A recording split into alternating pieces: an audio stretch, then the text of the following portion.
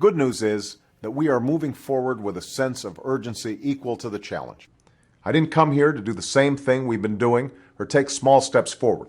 I came to provide the sweeping change that this country demanded when it went to the polls in November. The bipartisan Senate bill was sponsored by Senator Orrin Hatch and Senator Ted Kennedy, leaders who embody the spirit of public service. And I'm looking forward to signing this important measure into law.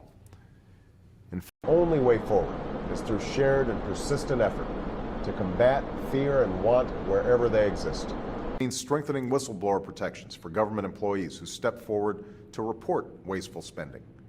Success as a nation, the future of our children and grandchildren, depend upon our willingness to cast aside old arguments, overcome stubborn divisions, and march forward as one people and one nation. That's why I feel such a sense of urgency about moving this process forward.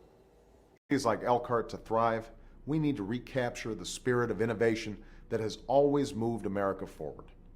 That means that the reforms we seek will be perfect. No more turf wars. All of us need to move forward together because there's much more work to be done.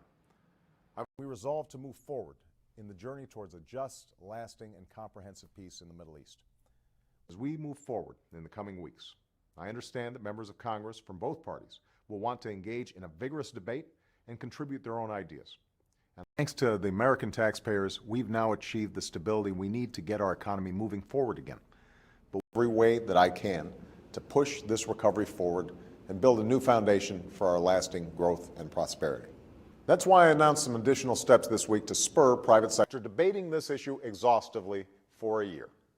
Let's move forward together. I said at the end of Thursday's summit that I'm eager and willing to move forward with members of both parties on healthcare if the other side is serious about coming together to resolve our differences and get this done. The proposal we've put forward would end the worst practices of the insurance industry, lower costs for millions of Americans, and give uninsured individuals and small businesses the same kind of choice of private health insurance that members of Congress get for themselves. My hope is that Democrats and Republicans can find common ground and move forward together, but out of this mess. The fact is, most economists agree that extending